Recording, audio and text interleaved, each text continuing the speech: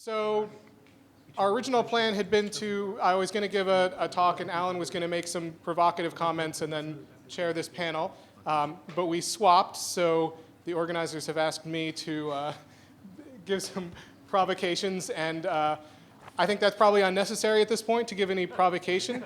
But, but what I did want to do is bring back a little bit of discussion of information, which has only been somewhat tangentially related by name, at least, to some of these presentations. And I wanted to at least make some provocative comments about information and then move into the panel.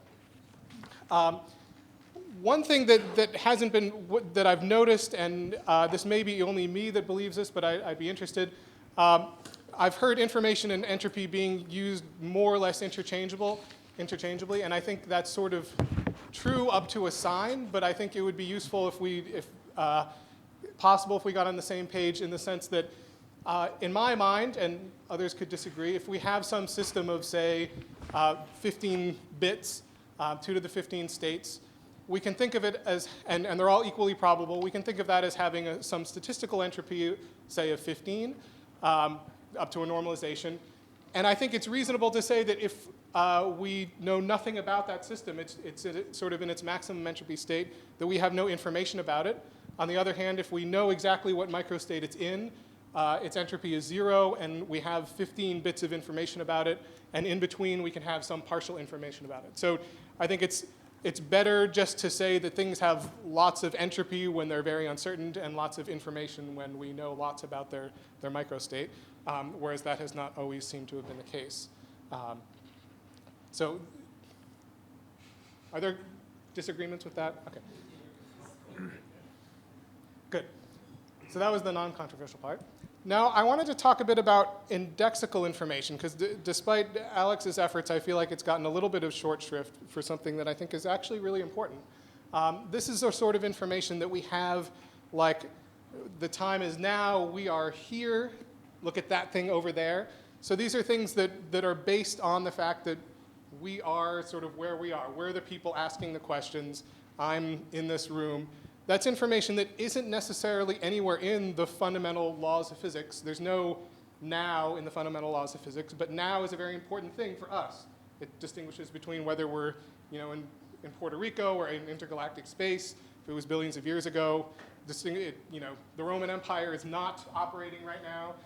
And this is a function of the fact that we are here now, and that's a crucial thing if we want to make actual observations about the real world.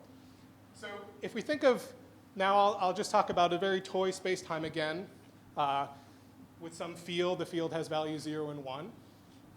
Now, if we just open our eyes and notice something, if we're in one of these cells, we open our eyes and notice that, say we see 1 nearby, what we can do is say that, well, we're in one of those locations that has a 1 next to it. Right? So we've gathered a bit of information about the world by locating ourselves in one of the regions of the world that has a 1 in it. So we've got some little bit of incomplete, it's going to be necessarily sort of incomplete, indexical information.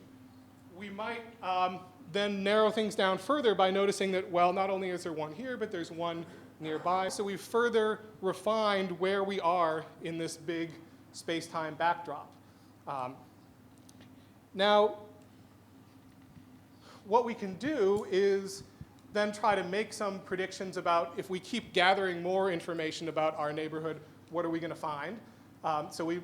And how we do that is going to be, that's where some ambiguities will come in. If we say, well, let's make our prediction by counting up these, given that we're here, what are we going to see next by sort of looking at these in our neighborhood, looking at these, counting along here, we could get a different value than if we compare those relative frequencies differently. So this is, in essence, the measure problem, that there are ambiguities, especially in an infinite system, about how to compute what further indexical information we can find if we keep going.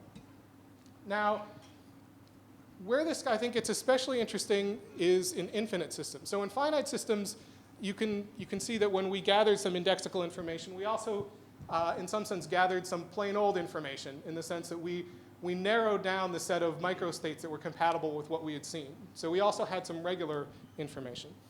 But if we go to an infinite system, it becomes much less clear what regular information means. So if I take 2 to the infinity states, I have this infinitely many cells in either direction. I have a sort of, and I don't know what any of them are. They're all equally probable in some sense, although this is sort of hard to define. I have infinite statistical information. I don't know what sort of, well, I have infinite entropy. I'm not sure if I can say that I have any information. If I notice some things, if I look around me and say, look, I saw 1, 0, 0, 1, 0, what do I say about that information that I've gathered? In some sense, I've eliminated infinitely many sort of possible states of the universe that I could be in. So I might say, well, I've gathered infinitely much information, but that doesn't seem quite right. I could look at a sort of limiting procedure, like if I took a finite universe and then took a limit where I made it really big, then I would say that if I, again, took sort of the difference between the entropy and the maximum possible entropy, I might have, say, 5 bits of information here. But I can also get myself confused if I think of this as a genuinely infinite situation, because if I've gathered this information indexically, this 1, 0, 0, 1, 0, I haven't actually ruled out anything. If this is a sort of generic sequence, there's definitely a 1, 0, 0, 1, 0 somewhere in it, in any such sequence. If I've got many such sequences that with the same statistical properties, this is in all of them. So I haven't actually narrowed down my possible sequences at all. I've gathered basically nothing. So it gets quite confusing, I think. Now, the claim that I would like to make, the provocative claim I'd like to make, is that if the universe is genuinely infinite in some sense, infinite in a real sense that it's infinite and statistically uniform, so that they're really, it's interesting, it's infinite in an interesting way, not like an empty space with some stuff in the middle of it, then really all we get is indexical information. We don't actually get anything other than indexical information. So if we think of say a discrete Gaussian random field universe, so each point in the universe is determined by some Gaussian random field with mean 0 and sigma 1, say. So this is very much like what inflation gives us after reheating. There's some statistical properties that are, we have density perturbations that are a Gaussian random field.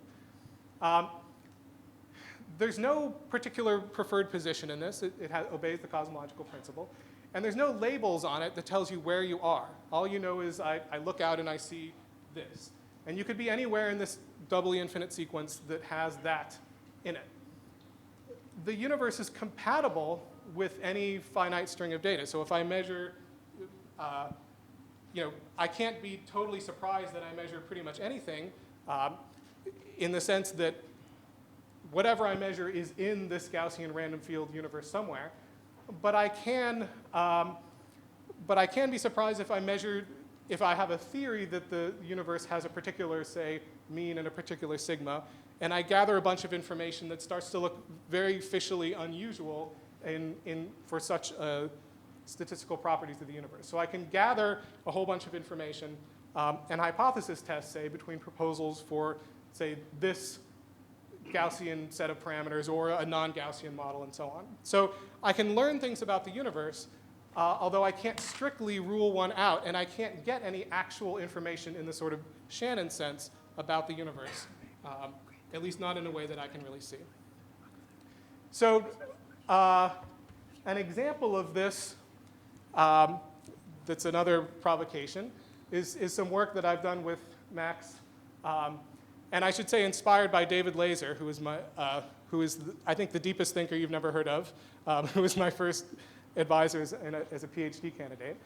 And the idea is if we take it seriously that there are lots of Earths out there, and when we do a quantum experiment, because it's statistically uniform, there are other copies of that experiment being done, then we can consider the tensor product of all those experiments at once. And then it's just sort of a work of some math to show that that tensor product is the same as this infinite sum of tensor products, each one of which is essentially the same. It's statistically indistinguishable. It has the same statistical properties. The key statistical property being that the relative frequencies of up and down are given by the Born rule, alpha squared and beta squared.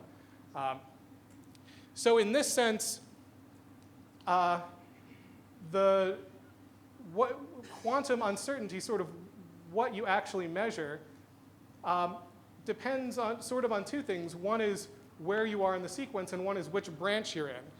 But which branch you're in is sort of a meaningless thing because all the branches are the same, and where you are is just indexical information, and all you know is that sort of the relative probability of being one versus the other is alpha squared versus beta squared, like the Born rule.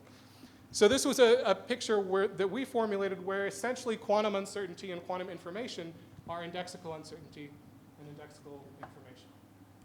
So that's the version you can see pictorially. Conveniently enough, this is now available in book form, Our Mathematical Universe, available now at websites near you.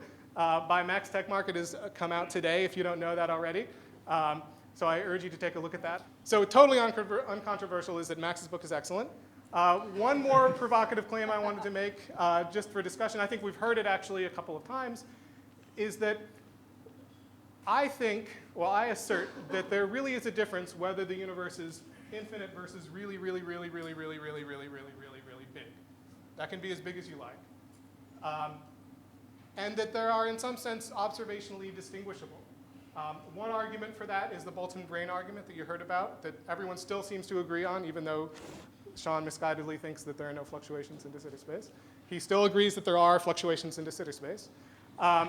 And another way I think you can probe the infinite nature of the universe, if it is such, is that if you have a process that leads to an infinite universe like eternal inflation, and you can test that process, then in that sense you are testing eternal inflation, you are testing whether the universe is infinite or not.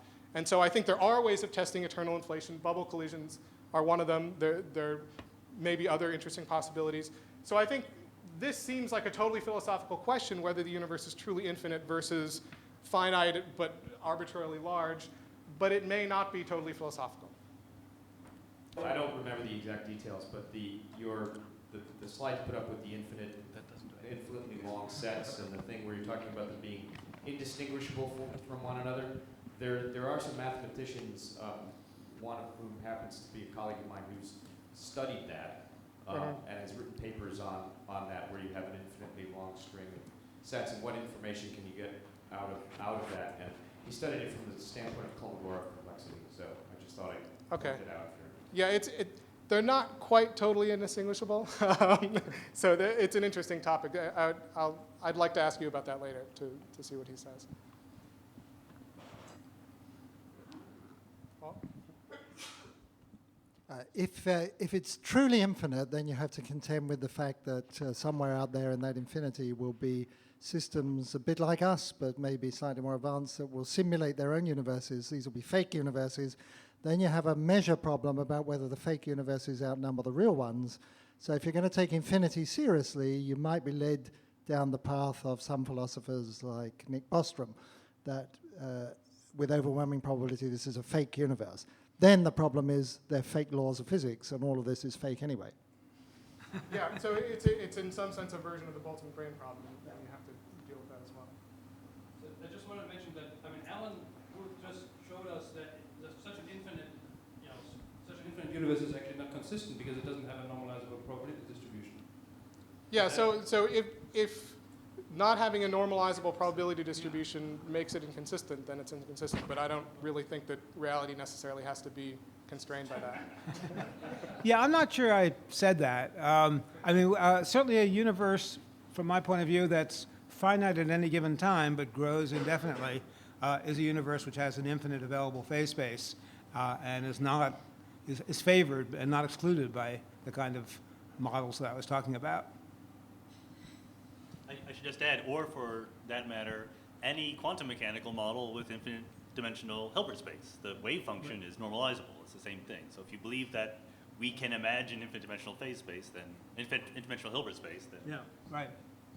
Yeah, well, to be fair, this one where it's infinite and statistically uniform, it gets a little bit tricky to say, well, the probability for being here or there is, how to define that. But yeah, we could have that discussion. But so I think it's a little bit worse. I agree that it's a little bit worse than saying just an infinite possible phase space, even with a normalized measure on it. Yeah. I just want to comment there, but to get this normalizability of the wave function, you have to assume that it vanishes at infinity. You have to what? Assume that it's vanishing at infinity, otherwise it's not normalizable. Right. So that's not quite the same. Right. That's effectively what all measure proposals do. Was there one Oh, more? I was just going to comment that if your infinite sequence is stationary and ergodic, then you can certainly find information per bit quite easily. Information per, yeah, so I think I think what you can't say is that the sequence as a whole has some information. It would be, yeah, information per bit would be reasonable. Yeah. And I think that's not that different from what I'm saying. Yeah. So, in the spirit of driving the panel to, provoking you to be more speculative, more speculative. Could you comment on, and Alan and Sean, I want to pick on you specifically, but everybody is free to comment on zero-point energy, harnessing zero-point energy, how it ties into whether it's inflation or whether it ties into the kinds of fluctuations we talked about, and kind of just share your thoughts and speculations on that. I don't think that the word harnessing should ever be used in concatenation with zero-point energy. I think that that's good. So you didn't quite succeed, because I think that, I think that along with the philosophy of what I was saying, the nature of quantum fluctuations depends a lot on precisely what kind of quantum state you're in and what the environment is and what the initial entanglement is, and you can get many different physical things going on depending on details.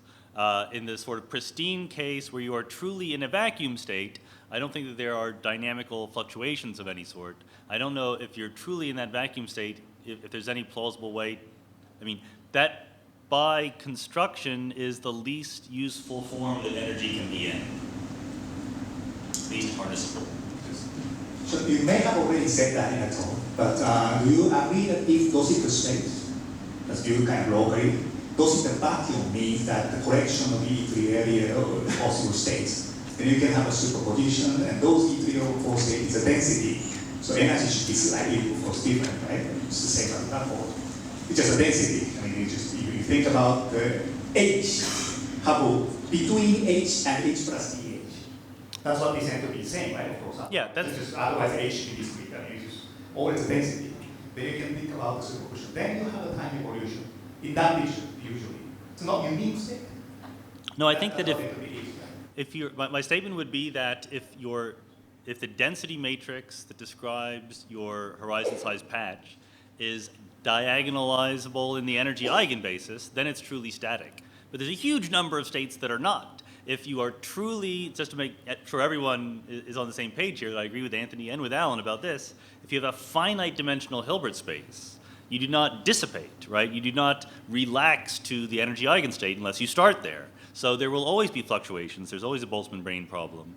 My second place prize-winning essay in the FQXi essay competition a few years ago made exactly that argument, that we physically have very good reasons to believe that the Hilbert space of the universe is infinite dimensional, because otherwise the Boltzmann brain problem is hard to avoid.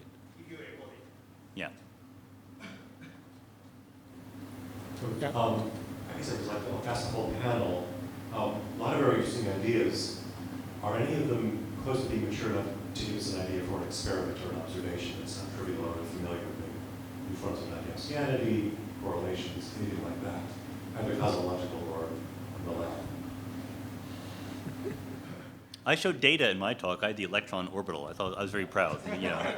That's not new. Well, I think we'd all agree, probably coming at it from different angles, that pushing as hard as we can on measuring the curvature of the universe would be really incredibly interesting. And if there was a non-zero value, it would have a deep impact on how we think. So the GM prediction is that it should be 1 or 10 to the minus 5 or something. Well, that's just the cosmic variance. But yeah, But you're saying that some of these ideas would predict. And I don't know how many of them were presented today, but I think we all have thought about this in different ways, and that would be very exciting if there was some above cosmic, there's still room between the bounds now and cosmic variance. There's more than And I would say that although it's a long shot, the possibility of cosmic bubble collisions in the CMB is there. And there are probably similar things like other processes that happen during eternal inflation that one could imagine impacting the CMB. If there aren't too many e-foldings of inflation sort of between when those processes happened and now. So those are now well, I think, worked out and searched for in the CMB, and don't seem to be there. But so an additional signature, all of these obviously depend on slow roll inflation not lasting for too long, but good arguments have been made that that would be unnecessary fine-tuning that's not anthropically justified, and so it wouldn't be crazy for for slow roll inflation to have lasted short enough. And then one other signature that you might find is a suppressed power at low L. I don't think that we found that yet, even though Planck says so. But you have to have some transition from a fast to slow roll regime where you could initially suppress density perturbations. I'd just like to expand a little bit about what Andy said, which I completely agree with. We know that omega is equal to 1 to about 1%, and cosmic variance, just random fluctuations, would put it about 1 plus or minus 10 to the minus 5. But hopefully someday soon we'll be able to measure 1 plus or minus 10 to the minus 4, for example, or 10 to the minus 3. And if we did see curvature at that level, that would say a lot about these measure questions, how one defines probabilities in eternally inflating universes. Most of the currently favored ways of defining probabilities suggest that we should expect only a minimal amount of inflation, and therefore there's a chance that we could see small deviations from omega equals 1 beyond the 10 to the minus 5 level. And actually seeing that and confirming at least that aspect of these considerations would be a big help. Unlike Sean, I would regard the Boltzmann brane problem as an observational problem. So if a theory predicts that most observers are Boltzmann branes, in particular it predicts that our observations have very low probability, which is the usual criterion for ruling it out. And unfortunately, we're in the position where a lot of the work that we try to do has to do with catastrophes of this type. They're not very subtle predictions that go wrong. They either go catastrophically wrong or more or less right. And these types of measures that Alan just referred to as having as being in conflict with a short period of inflation are also, I think, usually in conflict with observation for the Boltzmann brane reason. Hi, I just want to just step back a little bit from and ask what you mean about curvature and suppressed power at low L and other signatures for bubble collisions. I take it you're really looking at the cosmic microwave background. Should we be able to see these signatures in the Planck results, or do we need an even more sensitive cosmic microwave background, satellite, or other experiments? So at low L, actually up to fairly high L, Planck has maxed out what we can get out of the cosmic microwave background. And so to make more progress with the significance of, say, the suppression of the power at low L that they claim at very low significance, you would have to do different experiments, for example, experiments that exploit three-dimensional information in the universe, such as 21 centimeter radiation or large-scale structure. So these are being done. So, but we claim that you can get up to like 5 sigma if in a very optimistic scenario over the next decades, but it's doable. Carlo? And then maybe, should we then, Brendan, maybe we could get the computer so we can move on to one of the short provocations. We're all just provoking each other, yet we seem to get along. Question, Sean, provocative, or at least critical, but I might have missed some points. So correct me, it seems to me that in a sense your result relies on two things. One is this thing with the theorem that things dissipate and go away in asymptotic in any region of space that we which you seem to put it there as a sort of technical little thing, but it's a crucial point of the story. Because, let me say this the second assumption. The second assumption seems to me to relies perhaps a bit more heavily on what you said, on a specific interpretation of quantum mechanics, and on what I would call a non-Everettian manual interpretation. Non-Everettian means meaning as far as possible away from the original paper by the relative state interpretation. So you seem to give a huge ontological weight to the state itself, to the quantum state itself, and no arbitrary branching on a basis to make any sense unless there is decoherence. Now, so the reason I'm saying that is that one may be tempted to trivialize your result by saying, look, if in a de Sitter space things dissipate away, well, then there is nobody making measurement. So the opposite that we have. I understand this killing a little bit of the technicalities, but that's more of the story. That's right, yes. No, I mean, and just to add on to things a little bit, this idea that things do dissipate in a local horizon-sized patch of de Sitter space is an implication of a theorem under certain assumptions. The assumptions are not universally, I mean, they don't cover every case. It's sort of linearized quantum field theories in a fixed background. So certainly if you add nonlinearities and or quantum gravity into it, you could imagine escaping the theorem. I think that physically there's no reason to escape the theorem. If the whole Hilbert space really is infinite dimensional, then the picture that we paint is the physically reasonable one. So, if I may, so you say you believe that if this is true, it would be impossible for some of us to close us in a starship and wait a few Google years and see what happens. We wouldn't be there. Yeah, it depends on your starship construction abilities. I think that, you know, a typical thing in the universe would tend to equilibrate with the thermal state. If it's a starship, I would see something different than what you can. Yeah, no, that's right, because you would be out of equilibrium. Exactly. Once you started interacting, you would tend to equilibrate. Exactly. So it's a finite time. Seth? I would disagree, like it's all good. May I ask a related question to Sean here? So, I agree with you completely, but unfortunately I agree with the old you. Indexical problems again. The reason that I agree with the old you is when you came to a beautiful colloquium at MIT, I thought I immediately understood what you were talking about in terms of decoherent histories. Because then I'm a sucker whenever anybody mentions decoherent histories. Oh, wow, talking about decoherent histories. But I was kind of confused, I guess, about what your theorem about these decoherent histories do. You say you start in states of diagonal and the eigenstates, and then you claim that there are no decoherent histories that start from that. And I think what's happening is that you're demanding that a final state also be the same state. So I'm not surprised by that statement because it's well known generically that, for instance, you have an initial pure state and a final pure state, that nothing decoheres. But this is really not, I think, I'm not going on an article about here, but let me channel my inner Murray and start, well, no, I better not do that.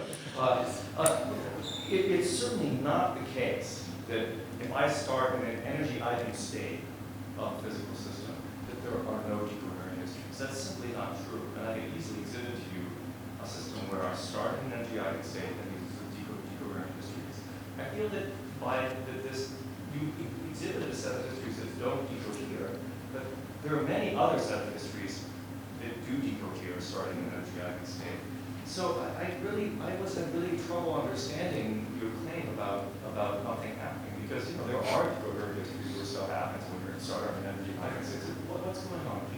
I think it's a great question, and I'm not an expert on the decoherent history stuff. I followed it for years, but applying it to this case is a little bit subtle because we don't have some sort of observation at the end of the day that asks where did we end up, right? In the two-slit experiment, we say, oh, okay, given that the electron landed there, can we ask whether the different paths decohered? And in this case, what I'm trying to do is to recreate as closely as possible the standard statements about Boltzmann brains fluctuating into existence. You start in the thermal state, there's some rate per unit time of Boltzmann brains appearing, and then they disappear back into the thermal state.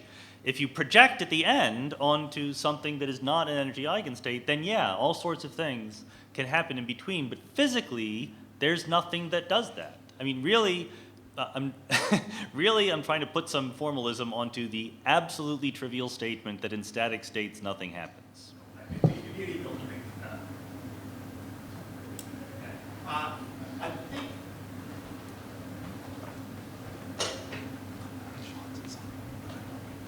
my view is that your statement, not as a mathematical statement maybe, but as in cosmology, it can be true, right? Because if you produce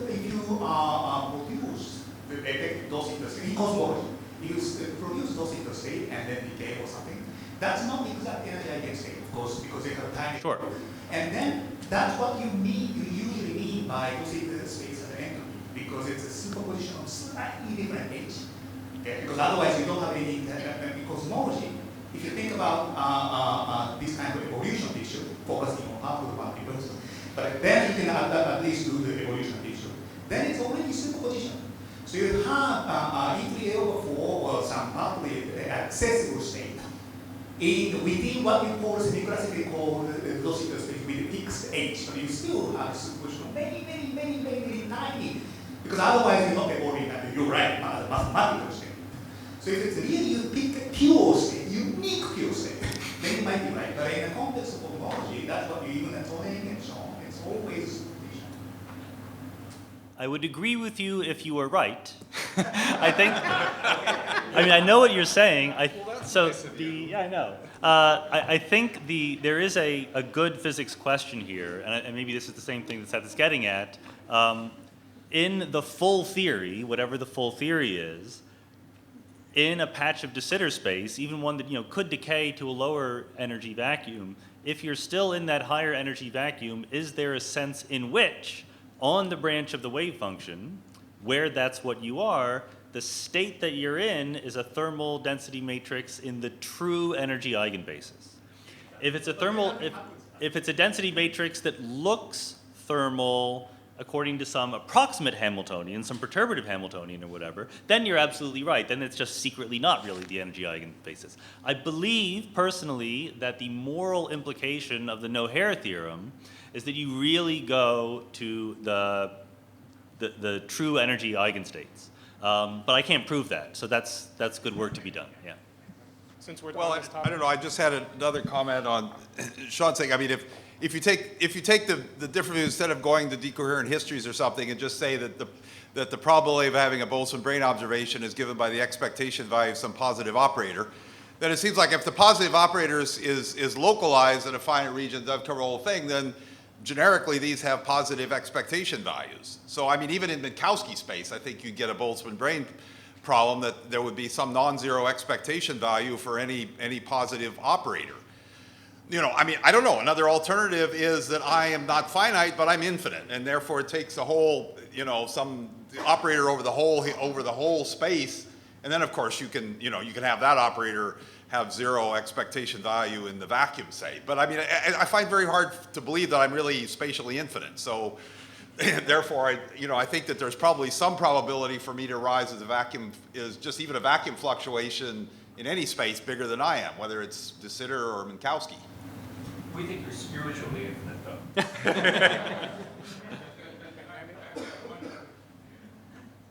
though.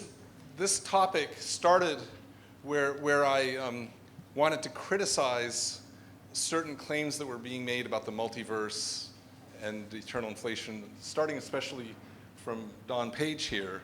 And I thought people were doing things wrongly. And in fact, the criticism I had, I thought was the strongest criticism possible, the most serious problem with the idea of the multiverse. And so I did some of that criticizing and wrote it up.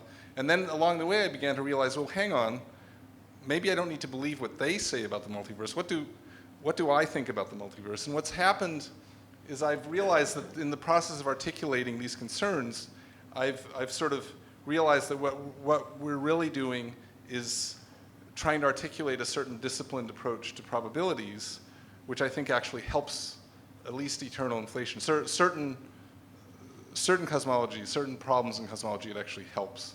And so I'm going to just provoke you for a couple minutes about that. So first I want to clear some air. There's actually two really different kinds of probabilities, and sort of working through this has forced me to think about that. And so I have Bayes' theorem here, and there's two really different kinds of probabilities there. The probability of data given a theory are the classic physical, that's about physical randomness. Those are fluctuations in your detector, fluctuations, they're real probabilities of physical systems, and they don't go away. You can build a better experiment, but for a given experiment, it's a real thing, and you can measure it. Or flipping a coin is, flipping a coin doesn't get less random over time. Probabilities of belief, which also enter into this expression, are just very different. And I think for a short comment here, I'm just going to say they're different because the goal we all embrace is to reach a point where, through good experiments and maybe a certain amount of social evolution of our community, where they don't matter. So we understand a situation well enough that we can ignore them. So they're very, very different things. And I'm going to be talking about the physical probabilities, the randomness in the physical world. And it's actually a little complicated because your probability of belief now can depend on previous data sets. So there's this sort of hierarchy of recalculating your beliefs as new data comes in. But the clean separation happens at the start of that hierarchy. There's some pure probability of belief. So that's just kind of some comments clarifying what probability I'm talking about. And now I'm going to make a claim that pretty much everyone I talk to about this believes is trivial. Some people think it's trivially true, some think it's trivially false, but everyone thinks it's trivial, so that's good. So it's easy for a short talk. And this is the claim that all of these physical probabilities that we encounter in our experience, so our entire notion of probabilities and randomness in the world around us, are quantum probabilities. And as an illustration, and this is in a paper that came out about a year ago with my student Dan Phillips, we trace the uncertainty of the coin flip all the way down to quantum fluctuations, to some Brownian motion of polypeptides in the neurons, which is driven by quantum fluctuations in the water, basically the liquid that they're in. And you can look at the paper. It's all college physics. There's nothing fancy. But that's one example. There's a whole process of how you might be convinced or not that that's a generic kind of result. But that's the claim I'm making, so this is absolutely generic. And so we have no experience with probabilities that are not quantum probabilities. I'm not saying anything about decoherence. So obviously, there's loads of decoherence going on, but the distribution of results is ultimately, so you can say, well, there's a density matrix for the coin, and there's both heads and tails, if it's a fair coin, equally. So some comments. So the 50-50 of a coin flip is a derivable quantum result. Part of my claim is that the principle of indifference, if I had been here Monday morning, I would have made comments about this. The principle of indifference is merely, and maybe that's the wrong word, but it's quantum phenomenology. Some things are equal probabilities because of physics, and we get to know that and think there's no highfalutin information theory thing separate from the physics of what's happening. So you don't have a right to say on purely information theoretic grounds that coins are going to be 50-50. We happen to make coins that are fair for the most part. These kinds of conversations, you can say, I'm on this island. Where am I? Is a purely information theoretic comment that I could be anywhere on this island? No. You say, well, I'm at a conference, at a hotel, where are the hotels? There's all this give and take, but ultimately, I would claim there's no purely information theoretic ideas about probabilities. They're all physics, and there's lots of randomness, lots of things that happen to be equal probabilities, in the world. So we're used to flinging around these ideas in a sort of heuristic way, but that's the claim. The challenge would be to find one good counterexample. The challenge has been out for a couple of years now. There's been no good ones. We can talk about that. The central message here is that randomness is physics. There's not a pure, so it's sort of not a it from bit, but bit from it kind of message. And as it happens to be, it's quantum physics. Now, an important point that comes from that is that we often are drawn to counting arguments. We think if we count this many of one thing and that many of another, that's going to lead us to a probability of finding one thing or the other.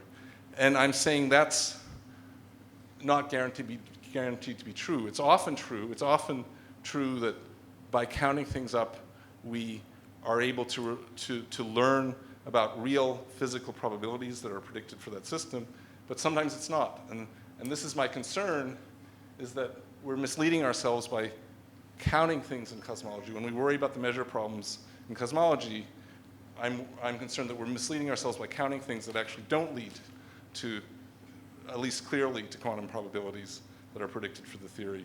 So that's my concern with cosmology, and I'm going to tell you in a minute where that might get us. It's not a huge impact on everyday use, but people who worry about things like the Sleeping Beauty problem, I have things to say to you. Last slide here, implications for eternal inflation. For example, the arguments that people use to weigh different pocket universes by their volumes, I just think are wrong. Those do not lead to quantum probabilities. The volume of a pocket universe doesn't affect its any quantum probability that's assigned to it. I think it really changes how we think about the Boltzmann brane problem because of similar counting arguments. And the whole Youngness end of time problem, I think, also actually goes away in that context. And just a pictorial illustration of what I'm talking about. So here we have an idea that eternal inflation could tunnel, for example, into pocket universe A or pocket universe B. And as a tunneling process, we can assign an amplitude to that and get a probability. And those are good, solid things. And I would say that's what gives you the answer of whether the likelihood of A or B. And we don't need to worry about the fact that we imagine these things sitting in an infinite universe, as long as there's enough symmetry that these PA and PBs are basically the same everywhere. I think we're doing all right. We have a shot. I think there's a lot of work to be done to really work it out clearly, but I think this is a good basis. And clearly this is related to Nomura's talk. And I think, so what I know it's related to Nomura's talk. I know it's related to Anthony's comments. I know there's a few things I disagree about with them, a bunch of stuff I agree about, and I haven't quite figured out where that boundary lies. But just acknowledging that we're looking at related topics here, and that's where I'll leave it. So I think we should learn that we should face the fact that the only thing we know about probability is from physics, and as it turns out, from quantum physics, and we should run with that and make sure we're doing probabilities that way when we do cosmology. Thanks.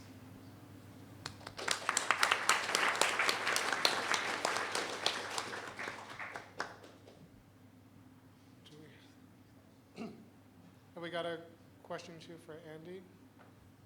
On or off the panel? Alex is raising his hand. I have a comment, actually. So, I think it's okay to calculate probabilities by counting. Basically, this is how probabilities are often calculated in the multiverse models. And for example, this is how the prediction for lambda has been made. And but basically, the idea is that if you have some number of observers who measured A and another number that measured B, the relative probabilities of A and B will be just the ratios of these numbers. And I want to comment on just one simple aspect of this, not related to infinities, because cutting off infinities is a separate problem. But suppose you have a finite number of these observations. Then there has been a lot of debate and controversy saying that, okay, you're assuming that you are typical. You get this by just saying that, okay, I'm randomly picked out of this set of observers. And the question is, how do you know that you are typical? You don't need to know. I think what I call the principle of mediocrity is a precise statement. It is that you should assume that you are typical in any class of observers to which you belong, unless you have evidence to the contrary. If you have evidence to the contrary, you reduce the class correspondingly. And I think this is a true statement, because if you have to make a bet and you bet otherwise, you will lose money. I just want to make one quick example. Suppose when you arrive to this conference, the organizers put a hat on you, white or black. Right? You see the hats of all other people, you don't see your hat. Actually, I think Max and Anthony are completely capable of doing this. Okay, we're writing this down. Any day, yeah. So then, before you get food at lunch, you are forced to bet $100 on the color of your hat, right? Now, you notice that 80% of people around you wear black hats. What do? You don't know how they distribute hats. Maybe they do it corresponding to your height, weight, or anything. You don't know. So maybe you are special. But all the information you have is that 80% of people are wearing black hats. You have to bet that you are wearing black hats, because if people bet this way, then 80% of people win. So Alex, you just told Max and Anthony how to make lots of money off of you. Well, okay. That's true, of course, but 80% of the people will still make money off of Max and Andy, so they'll lose. Right, so we just have to figure out who believes Alex, and then we can make a lot of money. So just one last thing is that but you can reduce your class if you get extra information. For example, if you notice that, say, most women wear white hats and you're a woman, then you would bet differently. But I think in cosmology, in the multiverse, we should do the same thing. We shouldn't worry whether we are typical or not. Maybe with some new information, we'll discover that our reference class should be reduced. But until then, we cannot do better. So Alex, I wasn't just trying to be funny, but you are trusting that they're not gaming it, and that's a theory, that's a model that may or may not be true. I'm not trusting. I myself may lose money, but I'm saying that if people adopt this strategy, then most people will win. But they may not be choosing everyone with a random. You're assuming they're choosing. They may just choose white hats and. Maybe, but okay. Alternative. And there's no even information theoretic foundation to analyze that one way or another. I think what Alex is saying is trivially true, right? If 80% of people have black hats and everybody adopts his strategy, 80% of people will win. Depending on who's being asked to bet. Everybody. Everyone's betting. Everyone.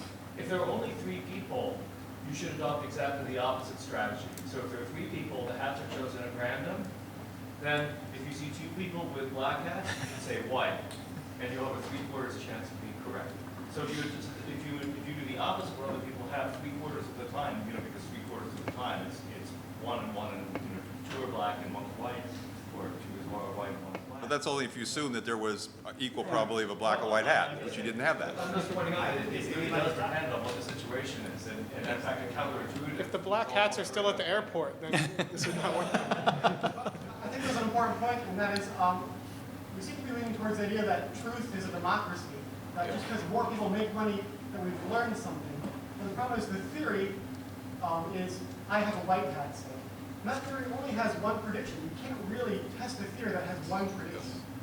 You really want to test a theory that has many predictions, and then you can keep upon this test and gain some confidence that the theory is right. So I think there's really no way to be sure that a theory with one prediction is ever right or wrong. Well, in the multiverse, we cannot predict anything with certainty. So the only thing we can do is to calculate probability distributions. And what I'm telling is how to calculate the probability distribution. I'm just saying that given limited information, this is how the probability distribution should be calculated. We do this all the time when we say that the CMB has ruled out textures as the origin of structure. We're assuming that we're typical observers. There's somewhere a sky where the CMB is messing with our brains and happens to be fluctuated so as to look like it was made by textures. But we do that with the tails of real quantum probability distributions. It's not, this is a real quantum problem. Haven't you just argued that everything is quantum? Yeah, no, but I'm saying that's consistent with my comments, because it's a real quantum distribution. I actually have a question for you, which is, I don't think you've given, I mean, this is not yet developed far enough that you would give us a formula for hard to compute probability distributions, say, over the value of the cosmological constant. But would you say that the approach here is fundamentally different from what I would call geometric measure proposals? You're not going in a direction where you're going to give us a prescription for cutting out a finite piece of an infinite universe. I think, yeah, so you're right, it needs to be developed.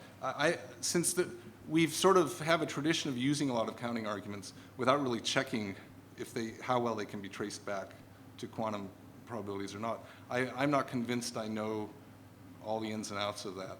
But the volume, if you say geometric, if you're talking about the volume counting. No, not at all. I'm talking about, I mean, this kind of connects with a question that came up earlier about, defining finite distributions on an infinite space. And I may have come across the wrong way in making it seem like this is completely harmless. It is harmless in quantum mechanics, but when you do it with a measure, the probabilities in the finite universe that your prescription has picked out, whatever it is, could be a causal patch, it could be counting everything up to some time and then taking a limit. These prescriptions always reflect the end, the cutoff, as a physical thing. For example, it's less likely for a clock to show 2 o'clock than 1 o'clock. By a small enough amount that it's not ruled out by observation, but it's very disconcerting. The only way that I see around this is to have a completely different class of ideas that would not be based on geometric cutoffs. So like a time cutoff. So when my comment about the end of time problem, which is one of these issues, right, is that if you, it's done by looking at a pocket universe and counting, counting the number of pocket universes at late times versus early times, and then you count up more. But you can't assign a probability to whether you're early or late in that. So the model, at least as I have in mind for the sort of filling out that picture, you're having some tunneling rate, and you can happen early, you can happen late, and just because the volume's greater doesn't mean the quantum probability is higher that you're late versus early. So I think it's a non-question. I think the theory doesn't predict whether you're late or early. I just don't understand how you're getting rid of the infinity in the first place. Well, so I'm getting rid of the infinity by believing a symmetrical problem, that the tunneling rate is the same here or there, anywhere. So if that's to the extent, and then that's sort of a natural thing to believe in eternal inflation. If I start deviating from that, I'm not so sure. I'm not so sure I have such a sanguine view. There are many questions for which no arguments like that exist. Sorry. How would you answer the probability distribution for the cosmological constant? How would you compute that with arguments like this? I need to understand better which theory you're using. I'm not some generic landscape with a large number of vacua that are distributed in a multidimensional way. If I really had this idea there may be an attractor is interesting, except that as you know, it's kind of it's got. If there really is, are there Boltzmann brains? Blah blah blah. If it works, we would have to live in an empty universe. So aside from that, I think that may not be predictive. It may be something that's not predicted. I don't know, haven't followed that through. But it's at risk. A lot of these things are, you're at risk of, in general, in these cases where you were counting, to actually end up having to back off and say, oh, I was doing this counting, but it's not related to any actual prediction. That's the real quantum probability. Can I comment about that? It seemed to me that, maybe you can answer this, but one important, to me, ambiguity in the slide that you presented is you said that, well, we shouldn't be counting. We should just look at the amplitude of psi A, psi B, and compare that, square those and talk about PA and PB. But if what we're talking about is tunneling, the description for tunneling that we know of is the Coleman-DeLucia calculation, and that gives you a probability per volume per time. So there is no just probability of producing a bubble of type A. The probabilities that you're talking about don't seem to be defined. Well, I think all you really care about is relative between the two. So I'm not convinced that's a problem. Maybe, I mean, I'm just trying to tackle the whole eternal inflation thing with these methods. I'm not, yeah, if that undermines it, that could be a problem. But if the two are the same, I'm not quite sure that's going to be a problem. And I have to apologize. I have a flight in an hour, and I have to go now. I'm not trying to duck the questions. you guys can totally cream me once I run off, but that's just the way of things. We have a question. Sorry about that. And thank you, organizers. Thanks, Andy.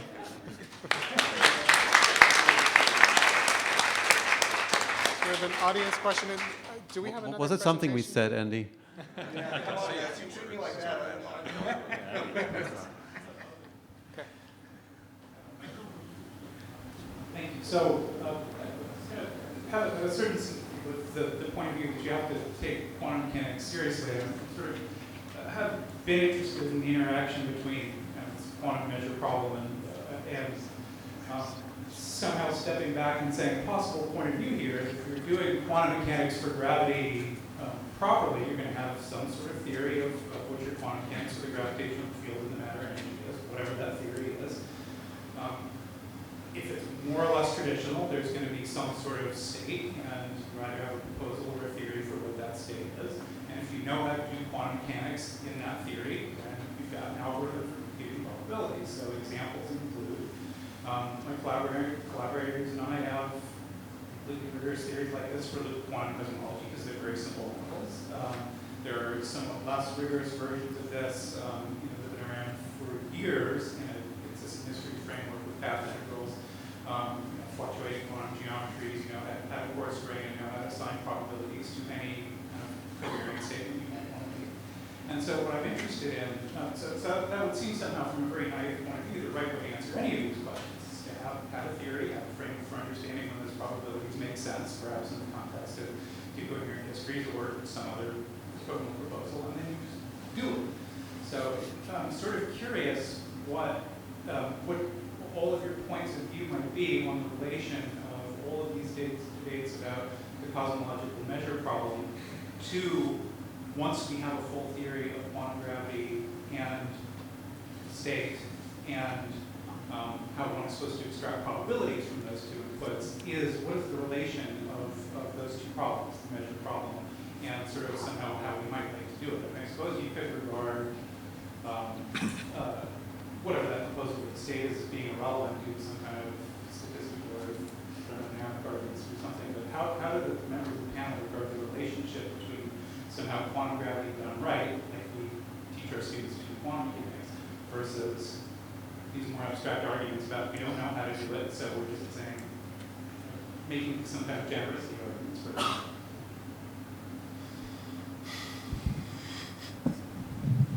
I'm willing to stick my neck out and give a try on that. I think none of us know the answer to the question you're asking, and I think many of us, including myself in any case, believe that ultimately the right answer to this question probably will come from an approach that vaguely sounds like what you're saying, figuring out how to do quantum gravity right. But right now, I think we don't quite know how to do quantum gravity right, at least for sure. What Yasunori Nomura is doing is trying to do gravity as right as we can, and I think he's actually pursuing more or less the channel that you described.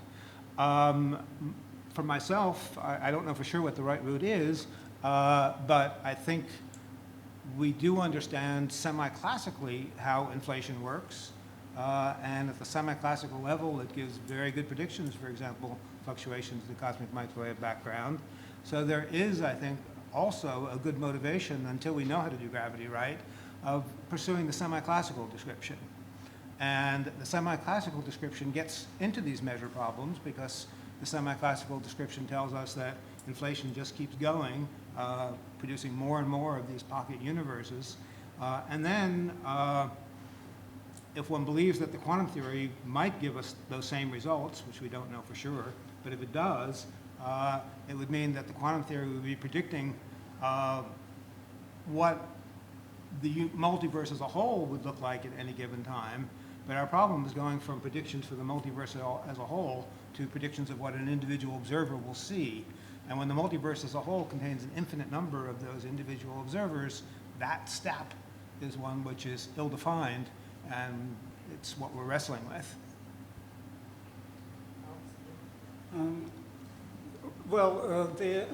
The major problem comes, of course, from infinities, from the infinite number of events, observers, and so forth. And often it is illustrated by an infinite row of natural numbers, 1, 2, 3, 4, and you ask what fraction of these numbers is even. And the point is that if you rearrange the numbers, you can make the ratio of odd and even numbers to converge to anything you wish. But I think this is not the major problem. In fact, if you have an infinite row of numbers, there is a natural sequence of these numbers. And then you can take a long stretch of numbers, and you get, in the limit, the ratio 1/2. The problem with the multiverse is that if you could also try to say, okay, let us just count all observations up to a certain time, and then take the limit when the time goes to infinity. And the problem is that there is no way to define synchronized time in different places. And as a result, you have a problem. So the approach that I'm working on is to concentrate on one observer. So one observer keeps going, and if he keeps going long enough, he'll see all sorts of events. If he goes on forever, he will see all events an infinite number of times. And then it will be like infinite sequence of natural numbers. So the only problem with this is that there are bubbles with negative energy, and once you hit one of those, you hit a singularity and your history terminates. So here, you mentioned loop quantum cosmology.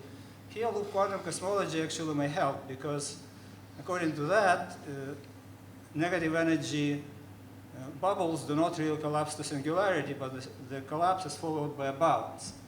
So if indeed, instead of singularities, there is no such thing as a termination of space-time at singularities, and space-time continues forever, then you can take any geodesic, anyone you wish, and you can just do statistics along that geodesic, and you will get the results for all probabilities.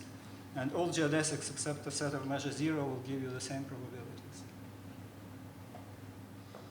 I can just say some vague remarks. I think I'm very sympathetic with the idea that we should take quantum mechanics seriously, that we should talk about things happening in Hilbert space, and talking about space-time is useful sometimes, but it's never the fundamental thing we're doing.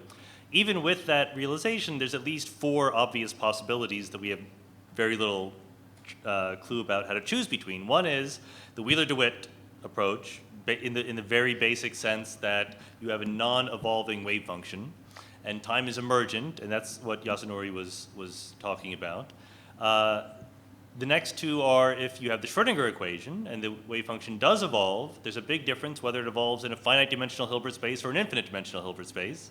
And I think that, as Alan said, and I completely agree, if it's finite dimensional, it's hopeless. I think we have very good reason to think that's ruled out. If it's infinite dimensional, there's a hope. There's not a solution, but it's at least a hope. But then all of these measure problems are still in your face. And the final possibility is the quantum mechanics is insufficient, right? That it's just not right. Or something weird is happening, like there's sort of a patchwork of different Hamiltonians that apply, like Tom Banks and Willy Fischler have been investigating. And we can argue about whether or not that's conventional quantum mechanics or not, but at this level of fundamentalness, I think that's absolutely something that should be on the table. So given that we can't even choose between these 4 very basic possibilities, specifying which is the right answer is just a reflection of how primitive the field is, quite right. I don't disagree with that. Let me ask a simple, close-to-related question, which is, would it be fair to say that, since we regard most of these problems as being a consequence of infinities, that whatever the initial, if there is such a thing as an initial state, that's really somehow irrelevant to the questions we're actually asking about observers, that just all gets washed out? Well, yeah, so I think that what Alan and I would like to have be the case, and in some sense is a reflection of the lingering goal from the original formulation of inflation, is that it almost doesn't matter what the state is if it evolves in an infinite dimensional Hilbert space. That may or may not be a true statement, but I think that what we're arguing is that at least it need not matter. You can imagine Hamiltonians where you get universes like ours from almost any initial state. And that would be great. That would give us some handle on what we were doing. But there's no theorem that is true. We're very far from concrete models that say that's right. So I'd like to add just that I think we can all agree that a good theory of everything should tell us in particular how to get rid of the infinities. That shouldn't be a separate theoretical structure. It should all be part and package. But what we don't know is how that's going to come about. And just because nobody's been screaming so far, I want to be a little provocative. I think there is a possibility that's been neglected for how that may come about. We get the infinities by doing something that seems completely innocent. We're using general relativity and quantum field theory in a regime where they're very well tested and apparently applicable, low curvatures, low energies, at least they could be, and we can get the measure problem easily in this type of regime. And so it seems to be very robust. One possibility is indeed that the fundamental theory will tell us that there should be some mathematical prescription for cutting this off, but the end of time problem that got mentioned a few times tells us that these prescriptions are inevitably physical, and in that case they have to have a physical origin. That would mean that quantum gravity actually limits the regime of semi-classical gravity more strongly than we expected, and that it's not valid in some settings where we would have expected it to be valid. And just to drive Max crazy, that's exactly what was recently found in the context of firewalls. On a perfectly good day, you could be hitting in a perfectly low curvature region a singularity that used to be the harmless horizon of a black hole in our old way of thinking about things. So if something analogous happens in cosmology, a breakdown of the semi-classical regime when we think it should be valid, that could provide both a regularization and a physical origin of this end of time.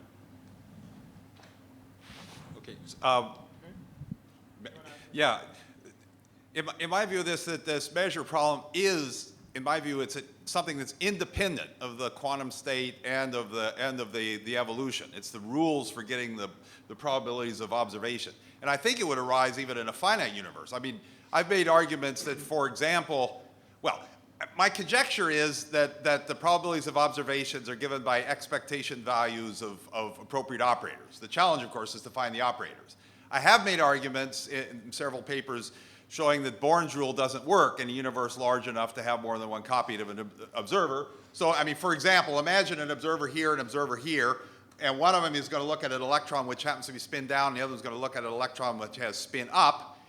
But the observers, I mean, they haven't looked at this electron, but everything else they look at, they don't have enough data to distinguish the two. I mean, they'd have to be extraordinarily far apart in our universe for you to have a chance of doing this. But let's suppose that the inflation makes the universe that big. Then what I'm saying is, if you're uncertain as to which observer you are, you're not going to have a unit probability of having either up or down.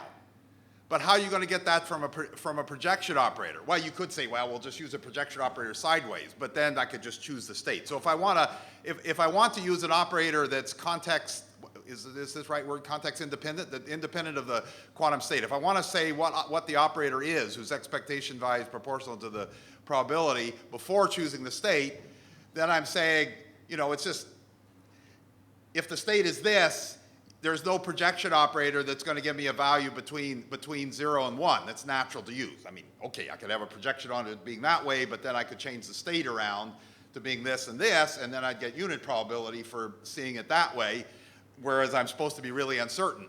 So I think Born's rule needs to be replaced, but not only that, I mean, there's just an ambiguity of what to replace it with. I mean, one crude idea is that these operators are something like integrals over space-time of local projection operators. But if you do that, then naively you're going to get something proportional to the space-time volume, and that's if you have a universe that's growing very fast in time, even though presumably the expectation value of an operator for getting a conscious perception is just randomly, just in pure de Sitter, is going to be very, very tiny. I mean, it's some positive operator, but maybe suppose it requires a huge brain, then you have to have antimatter a little bit over there. You can get the action of whatever it is, 10 to the to 42 or whatever it is. And so, you know, the measure in this one region is e to the minus 10 to the 42. But if you integrate this over infinite space-time, you get the infinity. And so the infinity really gives you a problem, but I think you have the ambiguity even before you go to the infinity. So of course you could make other proposals. You could say, well, instead of integrating the whole thing, you maybe could take a hypersurface, and instead of doing the integral over the hypersurface, look at the spatial densities of these things over the hypersurface. But then you still have to, if you have infinite time, you still have to do some regularization there. I mean, I have a crazy proposal called Agnesi weighting, where I just put in a time factor completely ad hoc, dt over 1 plus t squared in Planck units, and of course that could normalize that. But it's ad hoc. But I think my view would be we cannot derive these rules from what we know before. So we really have to invent something new. But the challenge is to try to get something that's fairly simple. I mean, you know, by Occam's razor, we would prefer to have some sort of simple prescription. And of course, the simplest would be if we could derive it from what we know before. But I think that's just impossible. It really does require, this measure problem really does require a new element. The rules for getting the probabilities of observations from the quantum state are something we cannot derive from the quantum state or the algebra of the operators. We need something new, but we don't have something that's as nearly as elegant or simple as we would like so far. So let's thank all our panelists again. Okay.